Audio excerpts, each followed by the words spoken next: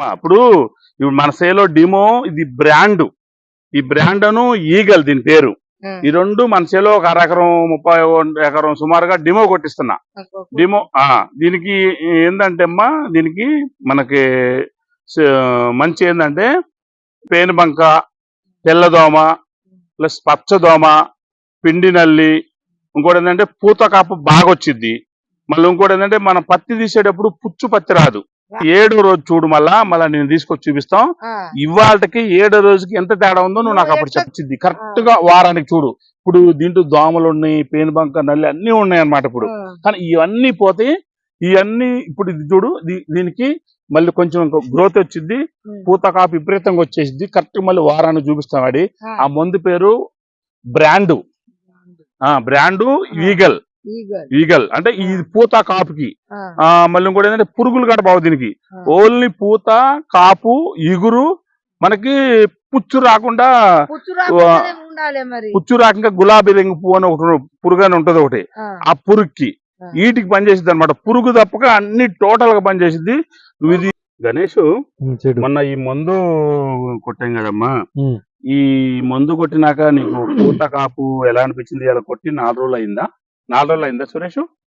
4 రోజులు అయింది. 4 రోజులు అవుతుంది అంటే 4 రోజులు. ఆ రోజు నువ్వు అమ్ముంది. నువ్వు కొట్టిన తర్వాత నేను పొజిషన్ ఎట్లా ఉంది?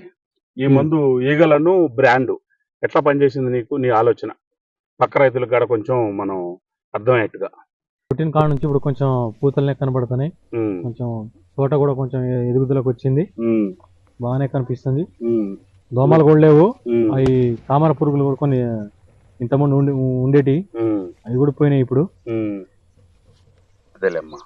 గ్రోతింగ్ గానీ ఇప్పుడు గానీ అన్ని బాగానే వస్తున్నాయి ఇప్పుడు.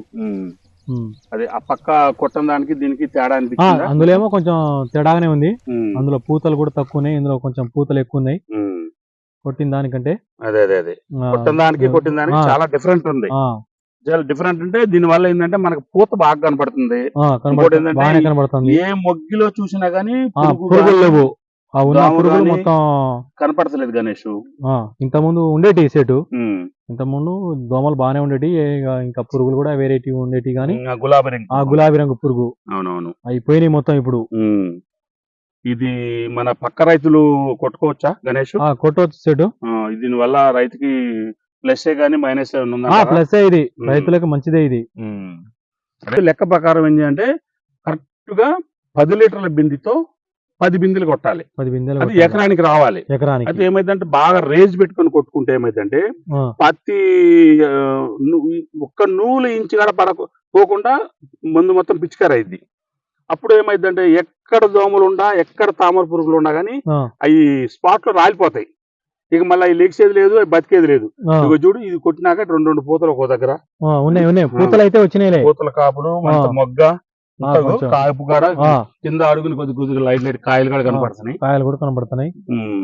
బాగుంది గణేష్. గ్రోత్ కూడా బాగానే వచ్చింది. బాగుంది. ఇంకోటి ఇదంతా మనం ఏం లేదులే కానీ నువ్వు ఇప్పుడు నీలాంటి రైతులు ఉన్నారు గట్టిగా కష్టపడి చేసేటోళ్ళు. కొంతమంది చెప్తే వాళ్ళు కూడా కొద్దిగా ఏదో ఇక వాళ్ళు కూడా కొద్దిగా మంచి మందు కొట్టుకున్నట్టు ఉంటది. కొద్దిగా మనకి దిగుబడి పెరిగిద్ది, అన్ని రకాలుగా బాగుంటది గణేష్. మాకైతే ఇప్పుడు కొట్టిన దానికంటే ఇప్పుడు కొంచెం తేడానే ఉంది. కొట్టిన రోజు కాడ నుంచి బాగానే కనబడుతుంది. పూతలు కూడా బాగానే వచ్చినాయి, అన్ని బాగానే ఉన్నాయి ఇప్పుడైతే.